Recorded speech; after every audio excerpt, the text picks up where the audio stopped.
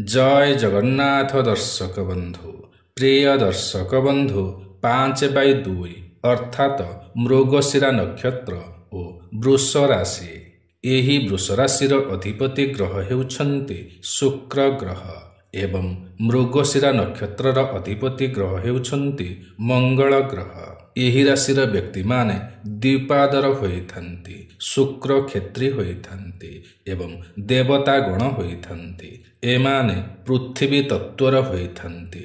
एमानंक पाई शुभ दिग हेउछि दक्षिण दिग। शुभ देवता हेउछन्ति चंद्रदेव ओ कार्तिकेय। एही राशिर व्यक्ति माने मंगल महादशारे जन्म होइथन्ति बा एमानंकर जन्म समय को मंगल महादशा किछि बाकी रही थाए। एमानंक पाई शुभ रंग हेउछि पाउंसिया, लाल, धला और सबुज रंग। शुभ संख्या हेउछि 5 और 9। शुभ मंत्र हेउछि माँ पार्वतींक मंत्र किंबा माँ सर्वमंगला स्तुति। एमानंकर शरीर मजबूत होइथाए बा एमानंकर बलिष्ठ चेहरा होइथाए एवं आकर्षक होइथाए। एमाने साधारणतः डेंगा होइथन्ति, अल्प गोरा होइथन्ति। पिलादिने एमाने दुर्बल होइथन्ति।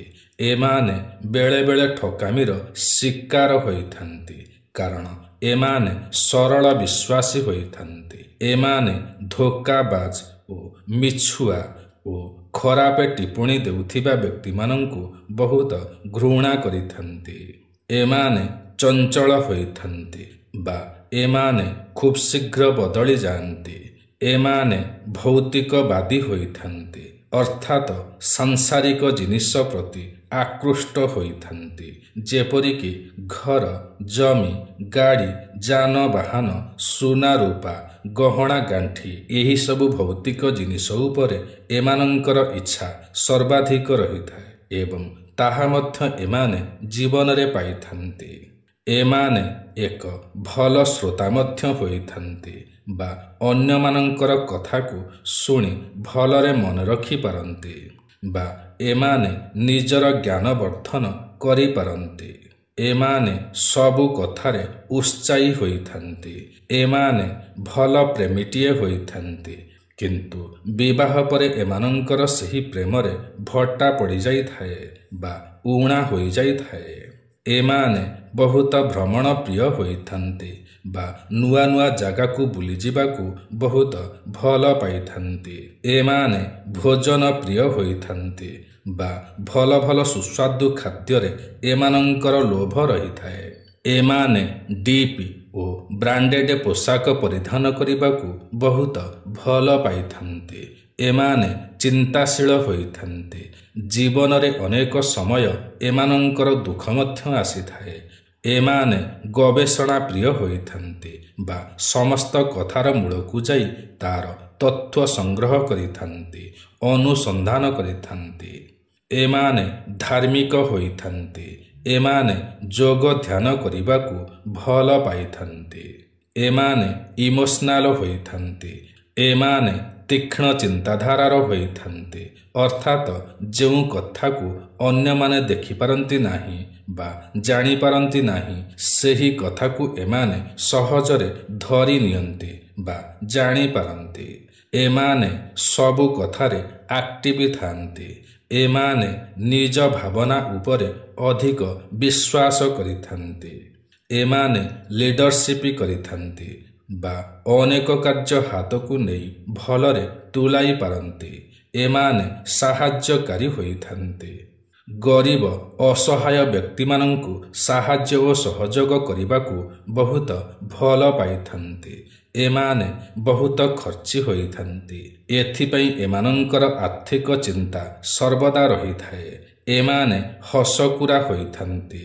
एमाने मान सम्मान प्रिय होइथन्ति बा रेस्पेक्ट चाहिथन्ति। एणु अन्य माने एमानंकु असम्मान कले एमाने सही पारंती नाही। एमाने निज बुद्धिरे चलिबाकू पसंद करिथन्ति। अन्य मानंकर कथारे चलिबाकू पसंद करंती नाही। एमाने साधु प्रकृतिर ओ कोमल हृदयर होइथन्ति किंतु कथाबार्ता एमानंकर ପ୍ରାୟତଃ କଠୋର ହୋଇଥାଏ। ଏମାନେ ଦେଖେଇ ହେବାକୁ ପସନ୍ଦ କରିଥାନ୍ତି। ଏମାନେ ବହୁତ ପରିଶ୍ରମୀ ହୋଇଥାନ୍ତି ଏବଂ ଏମାନେ ଉଚ୍ଚାଭିଳାଷୀ ହୋଇଥାନ୍ତି ବା ଜୀବନରେ ବହୁତ ବଡ଼ ବଡ଼ ଆଶା ଅଭିଳାଷା ରହିଥାଏ। ଅସମ୍ମାନ ଓ ଅବହେଳାକାରୀଙ୍କୁ ଏମାନେ ଘୃଣା କରିଥାନ୍ତି ଓ ବିରୋଧ ମଧ୍ୟ କରିଥାନ୍ତି।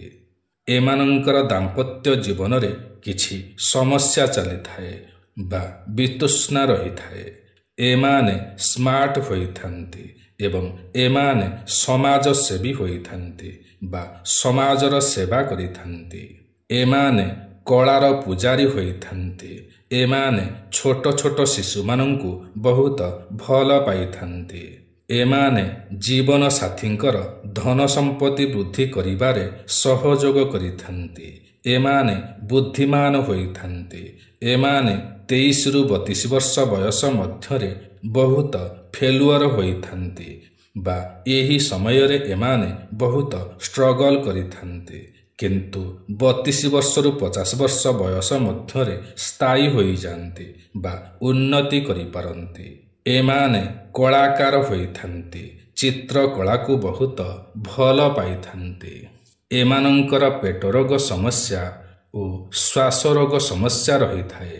ଏମାନଙ୍କର ବଡ଼ ମୁଣ୍ଡ ହୋଇଥାଏ। ଏମାନେ କୂଳନାୟକ ହୋଇଥାନ୍ତି ବା କୂଳରକ୍ଷକ ହୋଇଥାନ୍ତି। ଏମାନେ ଭଲ ପ୍ରବଚକ ମଧ୍ୟ ହୋଇପାରନ୍ତି। ଏମାନେ ବିଚକ୍ଷଣ ହୋଇଥାନ୍ତି। ଏମାନେ ଦେବତା ଓ ବ୍ରାହ୍ମଣଙ୍କୁ ଭକ୍ତି କରିଥାନ୍ତି। ଏମାନେ ବହୁଜନ ପ୍ରିୟ ହୋଇଥାନ୍ତି ବା ଏମାନଙ୍କୁ ଅନେକ ଲୋକ ବହୁତ ଭଲ ପାଇଥାନ୍ତି। ଏମାନେ ଧୂର୍ତ୍ତ ହୋଇଥାନ୍ତି କିନ୍ତୁ କ୍ଷମାଶୀଳ ମଧ୍ୟ ହୋଇଥାନ୍ତି। ପ୍ରାୟତଃ ଏମାନଙ୍କର 2ଟି ଭାର୍ଯ୍ୟା ହୋଇଥାନ୍ତି। ଏମାନେ ବହୁ କୁଟୁମ୍ବୀ ହୋଇଥାନ୍ତି। ଏମାନେ ରାଜପୂଜକ ହୋଇଥାନ୍ତି। ଭଲ କୃଷକ ମଧ୍ୟ ହୋଇପାରନ୍ତି। ନିଜ ପରିବାରକୁ ଏମାନେ ଖୁସିରେ ରଖିପାରନ୍ତି। ଏମାନେ ଶୃଙ୍ଗାର ପ୍ରିୟ ହୋଇଥାନ୍ତି ବା କାମ କ୍ରୀଡ଼ାରେ ଏମାନଙ୍କର ବହୁତ ଇଚ୍ଛା ରହିଥାଏ ବା ଏମାନେ କାମୁକ ହୋଇଥାନ୍ତି। କିଛି କିଛି ଲୋକ ବୈରାଗୀ ମଧ୍ୟ ହୋଇଥାନ୍ତି। ଏମାନେ ଜୀବନରେ ବହୁତ ଖୋଜ କରିଥାନ୍ତି ବା ରିସର୍ଚ୍ଚ କରିଥାନ୍ତି। ଜୀବନ ସାରା ଏମାନଙ୍କର ରିସର୍ଚ୍ଚରେ ହିଁ କଟିଥାଏ ବା ଜୀବନ ସାରା ଏମାନଙ୍କର ରିସର୍ଚ୍ଚ କେବେ ବି ସରେ ନାହିଁ। ଆତ୍ମା କିଏ, ପରମାତ୍ମା କିଏ, ମୁଁ କେଉଁଠୁ ଆସିଛି, କେଉଁଠିକି ଯିବି, କାହିଁକି ଆସିଛି, କ'ଣ କରିବି, ଏପରି ଚିନ୍ତାଧାରା ଏମାନଙ୍କର ସର୍ବଦା ରହିଥାଏ। ଏମାନଙ୍କର ମୁଡ୍ ହଠାତ୍ ବଦଳି ଯାଇଥାଏ ବା ହଠାତ୍ ଏମାନେ ରାଗି ଯାଆନ୍ତି ଓ ହଠାତ୍ ଶାନ୍ତ ମଧ୍ୟ ହୋଇଯାଆନ୍ତି ଏବଂ ହସିଥାନ୍ତି। ଏମାନେ ସାଙ୍ଗ ମେଳକୁ ବହୁତ ପସନ୍ଦ କରିଥାନ୍ତି। ଏମାନେ ଏକୁଟିଆ ରହିବାକୁ ପସନ୍ଦ କରିଥାନ୍ତି। ଏମାନଙ୍କର ହୃଦୟ ବହୁତ କୋମଳ ହୋଇଥାଏ, ଏଣୁ ଏମାନଙ୍କ ଆଡ଼କୁ ସମସ୍ତେ ଆକର୍ଷିତ ହୋଇଥାନ୍ତି। ଏମାନଙ୍କୁ ଘର, ଜମି ଓ ବୈବାହିକ ସୁଖ ବହୁ ଶୀଘ୍ର ପ୍ରାପ୍ତି ହୋଇଥାଏ। 33 ବର୍ଷ ପରେ ଏମାନଙ୍କର ଭାଗ୍ୟ ବଦଳିବାକୁ ଲାଗିଥାଏ ବା ଭାଗ୍ୟ ଏମାନଙ୍କର ସାଥ ଦେଇଥାଏ। ଏମାନେ ସମସ୍ତଙ୍କୁ ବହୁତ ଭଲ ପାଇଥାନ୍ତି। ସମସ୍ତଙ୍କ ସହିତ ବହୁତ ସ୍ନେହରେ କଥା ହୋଇଥାନ୍ତି। ଏମାନଙ୍କର ବହୁତ ସାଙ୍ଗସାଥୀ ହୋଇଥାନ୍ତି। ଏମାନଙ୍କର ଦାମ୍ପତ୍ୟ ଜୀବନ ସୁଖମୟ ହୋଇଥାଏ। ଏମାନଙ୍କର ହୃଦୟ ବହୁତ ସ୍ପଷ୍ଟ ବା କ୍ଲିଅର ହୋଇଥାଏ ବା ନିର୍ମଳ ହୋଇଥାଏ। ଏମାନେ କୌଣସି ଗୁପ୍ତ କଥାକୁ ଗୁପ୍ତରେ ରଖିପାରନ୍ତି ନାହିଁ ବା ସିକ୍ରେଟ କଥା ଅନ୍ୟ ଆଗରେ ପ୍ରକାଶ କରିଦିଅନ୍ତି। କେହି ଏମାନଙ୍କୁ ଧୋକା ଦେଲେ ଏମାନେ ତାଙ୍କୁ କେବେ ବି କ୍ଷମା କରନ୍ତି ନାହିଁ। ଏମାନେ ସତ୍ୟପ୍ରିୟ ହୋଇଥାନ୍ତି ଏବଂ ନ୍ୟାୟପ୍ରିୟ ହୋଇଥାନ୍ତି। ଏମାନେ ଭଲ ରୋଷେଇ ମଧ୍ୟ କରିପାରନ୍ତି। ଏମାନେ ଜୀବନରେ ଉନ୍ନତି କରିବାକୁ ହେଲେ ପ୍ରତି ଶୁକ୍ରବାର ଦିନ ନିଜର ଘରକୁ ସଫା ରଖିବାକୁ ହେବ ଏବଂ ମାତା ଲକ୍ଷ୍ମୀଙ୍କୁ ନିୟମ ନିଷ୍ଠାର ସହକାରେ ପୂଜା କରିବାକୁ ହେବ। ତେବେ ଯାଇ ଏମାନଙ୍କର ସମସ୍ତ ସମସ୍ୟାମାନ ଦୂର ହେବ ଓ ଜୀବନରେ ଉନ୍ନତି ଘଟିବ। ତେବେ ପ୍ରିୟ ଦର୍ଶକ ବନ୍ଧୁ, ଏହା ତ ଥିଲା 5/2 ମୃଗଶିରା ନକ୍ଷତ୍ର ଓ ବୃଷ ରାଶି ବିଷୟରେ। ଆଜିର ଏହି କାର୍ଯ୍ୟକ୍ରମଟି ଆପଣଙ୍କୁ କିପରି ଲାଗିଲା ନିଶ୍ଚୟ କମେଣ୍ଟ କରି ଜଣାଇବେ। ଯଦି ଆଜିର ଏହି କାର୍ଯ୍ୟକ୍ରମଟି ଆପଣଙ୍କୁ ପସନ୍ଦ ଆସିଥାଏ ତେବେ ଗୋଟିଏ ଲାଇକ୍ ନିଶ୍ଚୟ କରିବେ। ଯଦି ଆପଣ ଆମର ଏହି ୟୁଟ୍ୟୁବ୍ ଚ୍ୟାନେଲ ଓଡ଼ିଆ ଜ୍ଞାନସାଗରରେ ନୂଆ ଅଟନ୍ତି ଏବଂ ଏଯାଏଁ ସବସ୍କ୍ରାଇବ୍ କରିନାହାନ୍ତି ତ ତୁରନ୍ତ ସବସ୍କ୍ରାଇବ୍ କରିନିଅନ୍ତୁ, କାରଣ ଆମର ଏହି ୟୁଟ୍ୟୁବ୍ ଚ୍ୟାନେଲରେ ଏହିପରି ଅନେକ ଭଲ ଭଲ ଭିଡ଼ିଓମାନ ସର୍ବଦା ଅପଲୋଡ଼ କରାଯାଇଥାଏ, ଯାହାକି ଆପଣଙ୍କର ଜ୍ଞାନର ସୀମାକୁ ବଢ଼ାଇଥାଏ। ତେବେ ଆଜି ପାଇଁ ଏତିକି। ପୁଣି ଦେଖା ହେବ ଆସନ୍ତା ନୂଆ ଏକ କାର୍ଯ୍ୟକ୍ରମରେ। ସେ ପର୍ଯ୍ୟନ୍ତ ଆମକୁ ବିଦାୟ ଦିଅନ୍ତୁ। ଜୟ ଜଗନ୍ନାଥ ଦର୍ଶକ ବନ୍ଧୁ।